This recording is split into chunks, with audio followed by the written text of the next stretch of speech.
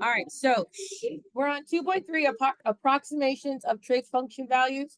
We're going to talk about using the calculator to find trig values.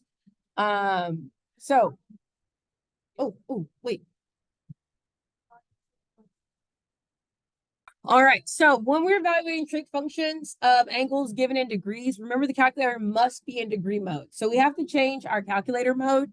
So I'm going to grab my calculator to model the change. So have my calculator. Hello, Sylvie. And to change the mode, you just go to mode. And right now your calculator is automatically set to be in radians. And we're going to go from radians to degrees. You arrow over, hit enter, and now you're in degree mode. So you want to go to mode, go down, and then input. Got it? So are we all in degrees? All right. So if you want to make sure that you're on the right track, you can always check. A good checking point is just using sine of 90. And the reason why they say use sine of 90 is that if your answer is 1, then you know your calculator is in the right mode. If you don't get 1, then you know your calculator is not in the right mode and you need to do something to correct it, okay? But just keeping that in mind. So we're going to talk about approximating the value of each expression. On the first one, we have sine of 49 degrees, 12 minutes. And in order to put that in the calculator, we have to rewrite it in terms of degrees. So when we're rewriting this in terms of degrees, we're going to input this equals. It doesn't want me to write. I swear, guys, I'm writing. And it's not letting. Okay, hold on.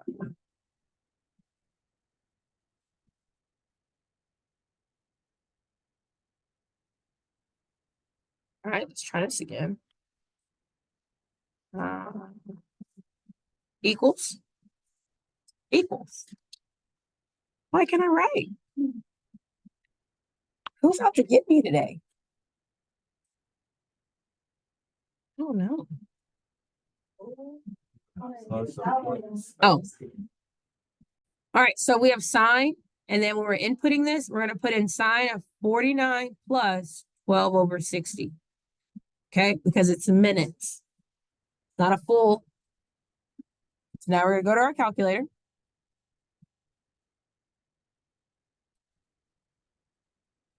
And I'm going to go back to the calculator page by hitting second mode.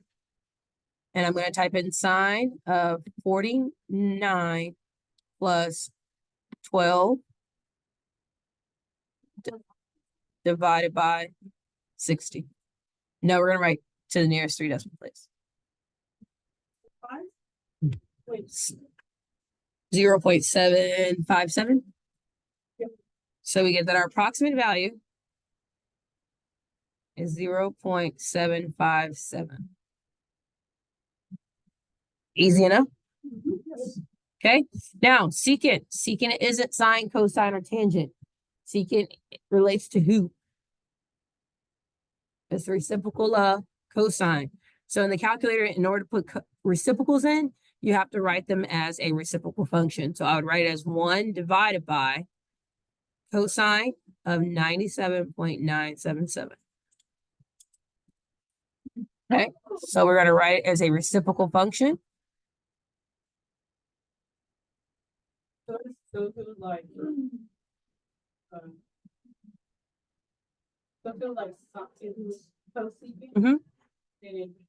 It'll be 1 over sine. Perfect. So we're going to write 1 divided by, and we're going to type in cosine of 97.977. Hit enter. Did I delete it? Didn't mean to. It's cool. Just making sure, you know. Don't press the delete button. Hit enter. And I get that it is negative 7.206. Did we all get that? All right. So approximately negative 7 point, what was it? 206. Thank you. All right. How do we feel about inputting into the calculator? Doable. Okay, so these are I chose these two examples because I want to make sure you understand when it's not in all degrees, you have to make it into degrees. So remembering the rules for minutes and seconds. It was like 49 degrees, 12 minutes and 12 seconds. So remember, it's 3,600 over, because it's for 3,600 seconds equals 1 degree. So it'll be 12 and 6. Yep. Just like as if you were converting. All right, so making sure you're comfortable, please find these values in your handy dandy calculator. A little tricky question here.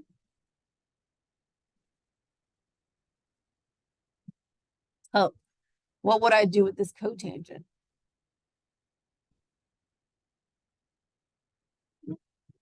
It would be what? It would just be tangent. Good job. You didn't fall for it. So it would just be the tan of 51.4283.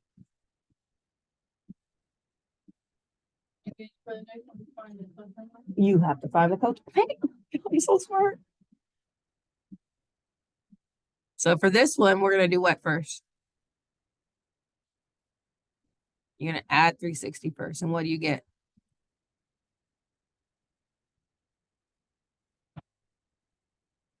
Good job, girl. So that's what you put in the calculator to get your values.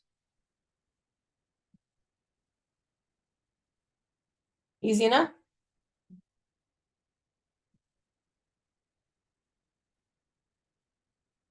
All right, what do we get for C? Approximately what? You saw nothing. 1 point. And then for D?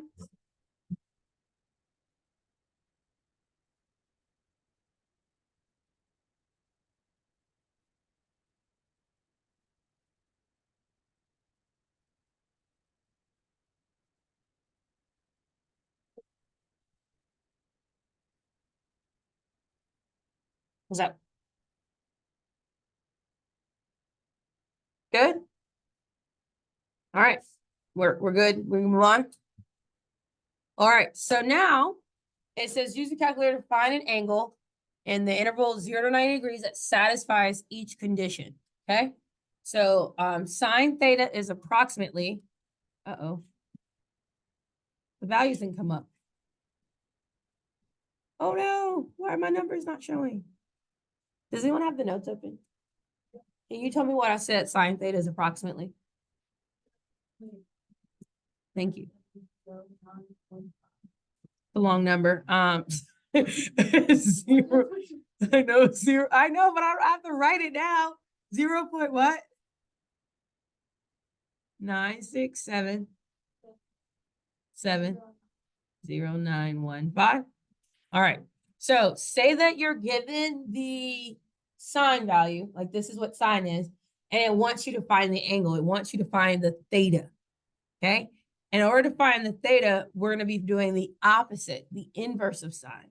So to find our theta, it's going to equal sine inverse of what we have. In order to get to sine inverse, it's second sine, and we're then going to input it. And we're going to get our approximate theta value. Is that cool? All right, so I'm going to screen, fill my taskbar. Go here. And so this time I'm pressing second sine. And now I'm going to type in 9677091. And I'm going to hit enter.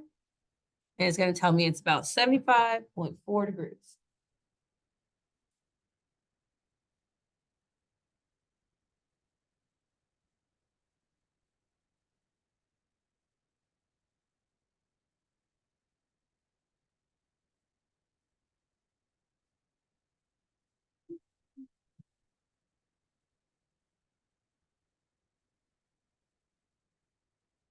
All right. So 75.4 degrees. approximately. Cool. All right, now, what about secant though?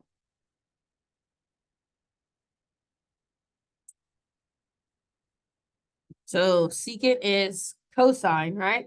So this is saying you have 1 over cosine theta is approximately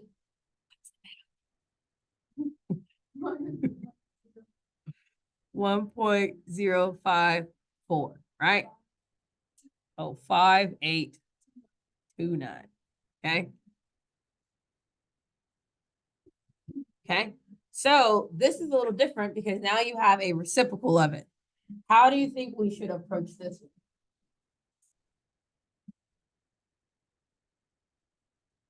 What would you do?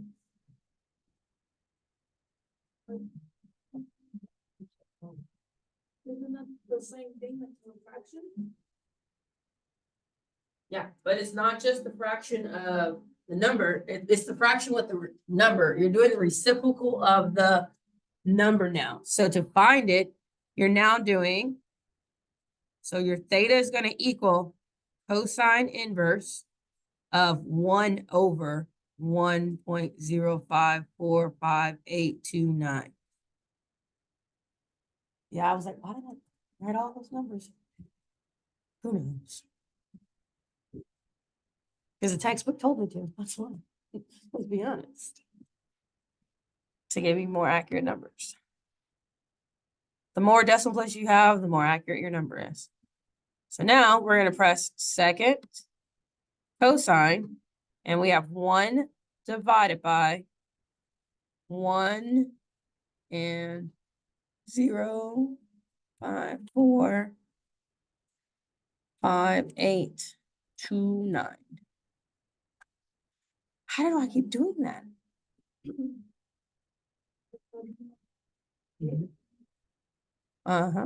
Divided by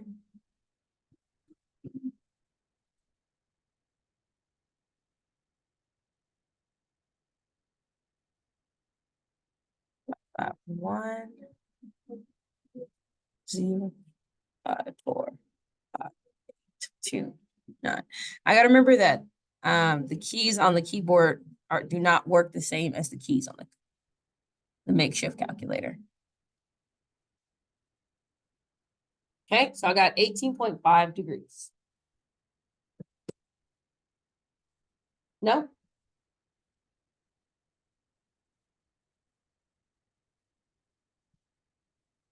All right. How do we feel about finding an unknown angle using the calculator? Okay, so the summary here is that when we have sine, cosine, and tangent, we're just pressing second sine, cosine, and tangent to get the inverse, right? If it's a reciprocal of one of them, so keeping that in mind, we now have to reciprocate what that sine, that value is for cosecant, secant, or cotangent. Make sense? Okay. But you're not taking the reciprocal of the inverse.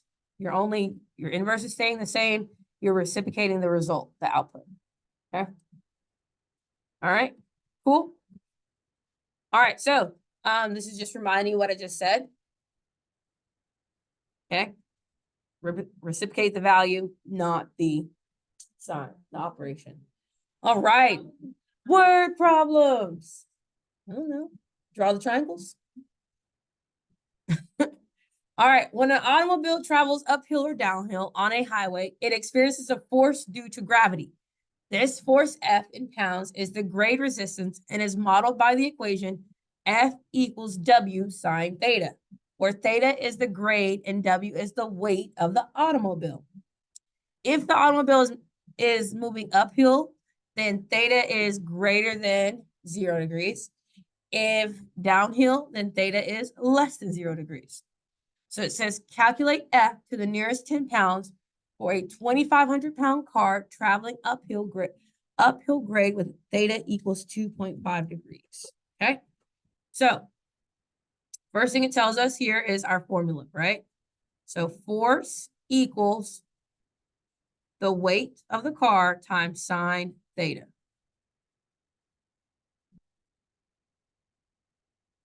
Okay. It gives us our weight. and it gives us our theta. So all we're doing is what? Plugging it in. So force equals, what's the weight of our car? 2,500 sine, and our angle of elevation is 2.5. And all you're doing is typing that in the calculator. Okay. The reason why is because my theta is already positive between 0 and 360, correct? So I don't have to do coterminal. I don't have to worry about a reciprocal.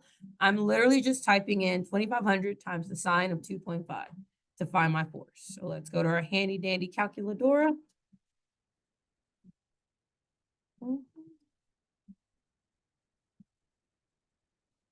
So we have 2,500 times the sine of 2.5 degrees. We hit enter, and we're at about 100. It says round to the nearest 10 pounds. So about 110 pounds of force. Yeah, it says round to the nearest 10 pounds. Nearest 10. So that makes 9 turns to 0 into a 1, right? So we're about approximately 110 pounds of force. Now, was that terrible? What happened? Are you drawing the picture? Yeah, I was. Oh my gosh. I didn't think you were going to really draw it. The key thing the key thing here is they give us a formula. The picture is just an illustration to show you the elevation and the depreciation. No. I said the important thing here is the formula. All right. So your turn. Bless you. You're going to calculate the force to the nearest 10 pounds for a 5,000-pound truck traveling downhill grade with that degree of -6.1. What is the force that is being applied to this vehicle?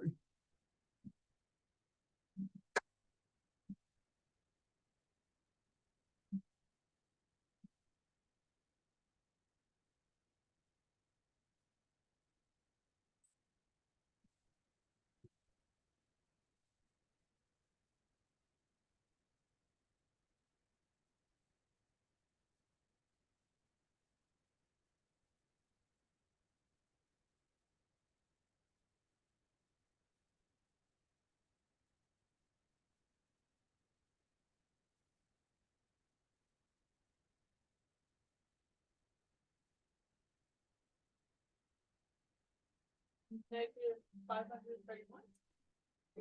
30. This is roughly. Well, it's 31. The 1 makes the 3A.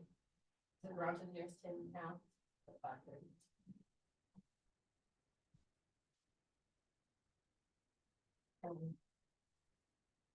And why is F negative?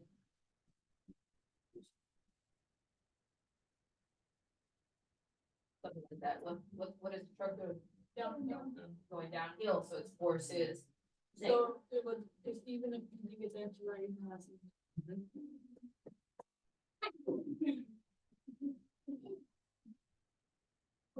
Okay.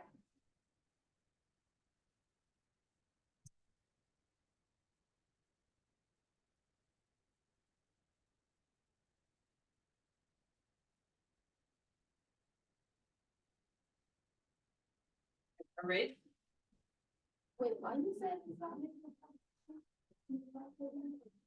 it is -530. It's because it says round to the nearest 10. So that 1 makes the 3 stay at 3. Yeah, you're rounding to your nearest 10 pound. All right, guys, good job. So we ended up with the first thing we had to do was do what? Find our coterminal. What's our coterminal?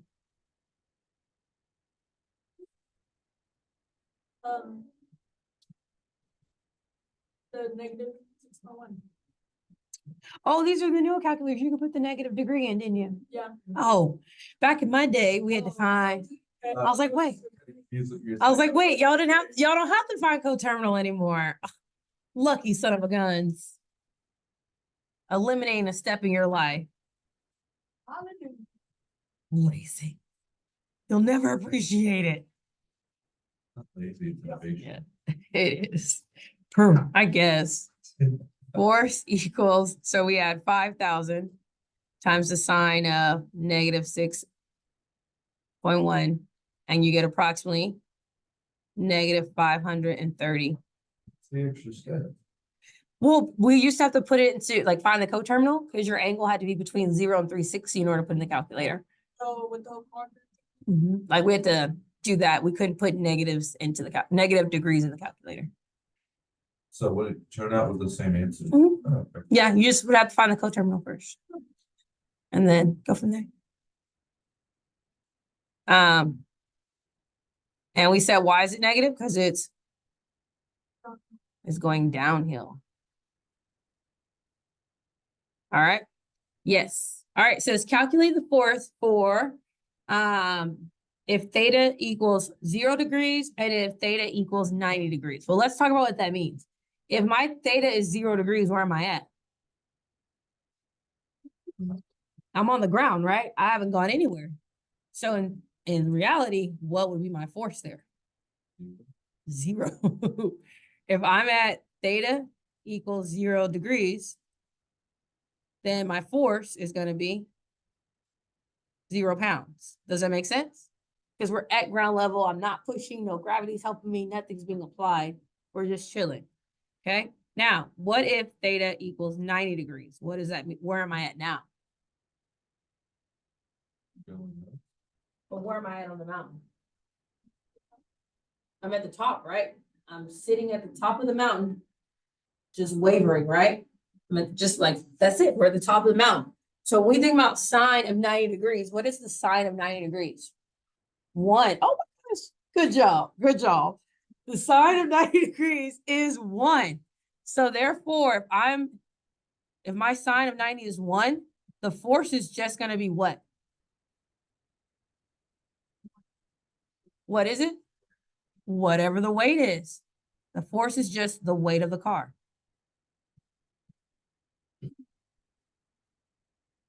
So while the car is up there, it's its own force. It's whatever's being applied until it either goes back or goes down, goes uphill, well, backwards, I guess. It's gonna have to go the other way. That's not good for car. Okay, does that make sense? All right, that is it for 2.3. Oh my gosh. I told you it wasn't a hard unit, hard section.